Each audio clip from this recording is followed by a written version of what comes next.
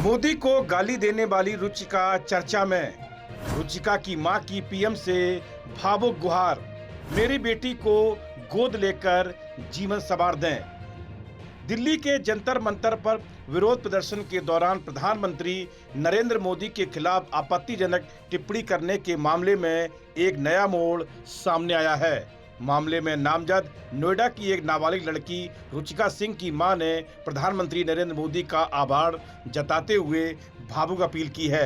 उन्होंने कहा कि प्रधानमंत्री ने मेरी बेटी को माफ कर उसे जीवन दान दिया है और अब वह उनकी बेटी का भविष्य संवारने में भी मदद करें। एक न्यूज एजेंसी से बातचीत में लड़की की मां ने कहा कि प्रधानमंत्री नरेंद्र मोदी ने जिस उदारता का परिचय दिया है उसके लिए पूरा परिवार आभारी है। लड़की की मां ने कहा कि जिस तरह आप गांव को अपनाकर उनका विकास कर रहे हैं, उसी तरह मेरी बेटी को भी गोद लेकर उसका भविष्य संवार दीजिए, उसे भी परिवार जैसा प्यार मिले। उससे गलती हुई है, हम उसके लिए माफ़ी मांग रहे हैं और हमें अपने किए पर सच में पछतावा है। रुचिका सिंह की मां ने कहा कि उनकी बेटी से प्रधानमंत्री नरेंद्र मोदी के खिलाफ गलत बातें कही गई थी, लेकिन प्रधानमंत्री ने उसे माफ कर अपनी बड़ी सोच दिखाई।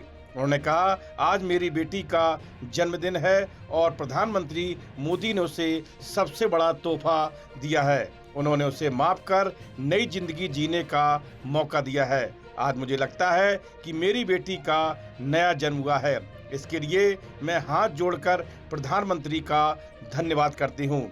लड़की की मां ने सोशल मीडिया के बढ़ते असर पर भी चिंता जताई। उन्होंने कहा कि कम उम्र के बच्चे सोशल मीडिया की वजह से आसानी से गुमराह हो जाते हैं, इसलिए 18 साल से कम उम्र के बच्चों के लिए इंस्टाग्राम और फेसबुक जैसे प्लेटफॉर्म पर सख्त निगरानी या कुछ पाबंदियां होनी चाहिए। उन्होंने कहा कि छोटे बच्चों को भी समाज और बड़ों का सम्मान करने की पूरी समझ नहीं होती है। इस वजह से कुछ लोग उन्हें बहका कर गलत काम करवा सकते हैं।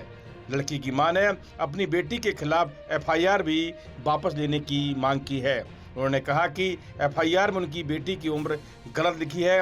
उनका कहना है कि उनकी बेटी सिर्फ 15 साल की नाबालिग है, इसलिए उसके खिलाफ दर्ज मामला पर दोबारा विचार किया जाना चाहिए।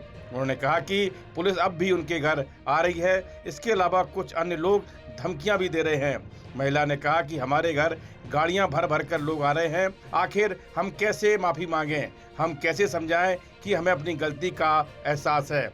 मेरी पीएम मोदी से मांग है कि इस बच्ची के खिलाफ गलत उम्र लिखकर एफआईआर दर्ज की गई है, कृपया उस एफआईआर को खारिज करें। महिला की इस बात से भी सवाल उठ रहे हैं कि जब पीएम नरेंद्र मोदी ने ही उसे माफ़ी दे दी है तो फिर अन्य लोग परिवार को क्यों परेशान कर रहे हैं या फिर पुलिस मामले को क्लोज क्यों नहीं कर रही है। लड़की की मां ने कहा कि मैं इंस्टा नहीं चलाती हूं।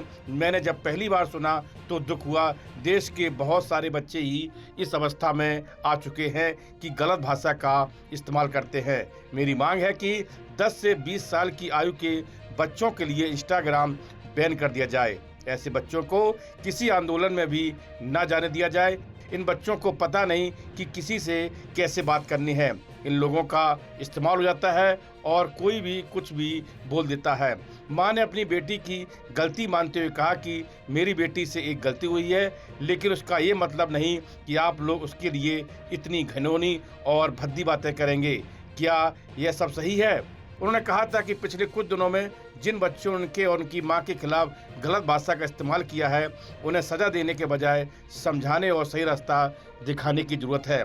प्रधानमंत्री ने गुमराह बच्चे बताते हुए लोगों से अपील की थी कि ऐसे बच्चों को अपनाएं, समझाएं और सही दिशा दें। प्रधानमंत्री के संदेश के कुछ घंटे बाद प्रदर्शन में शामिल रुचिका सिंह का एक वीडियो भी सामने आया था, जिसमें उसने सार्वजनिक रूप से अपने व्यवहार के लिए माफ़ी मांगी और खेद व्यक्त किया। जंतर मंतर पर कॉकरोच जनता पार्टी के प्रदर्शन में प्रधानमंत्री नरेंद्र मोदी को गाली देने वाली लड़की ने सार्वजनिक रूप से भी माफ़ी मांग ली है। मोदी ने इंस्टाग्राम पर एक वीडियो जारी किया था, जिसमें उन्होंने कहा था कि जिन बच्चों ने पिछले कुछ दिनों में उन्हें उनकी मां को भद्दी भद्दी गालियां दी, जिसके बाद उसके खिलाफ 0 एफआईआर दर्ज की गई है। बाद में लड़की ने खुद भी एक वीडियो जारी कर बताया कि उसे जंतर मंतर पर भड़काया गया था और एफआईआर में उसका नाम और उम्र दोनों फर्जी दर्ज किए गए हैं। पीएम मोदी पहले ही दांत और जीभ का उदाहरण देकर उसे माफ करने की बात कह चुके हैं, लेकिन अब देखना यह है कि पुलिस इस पूरे मामले में आगे क्या कदम उठाती है।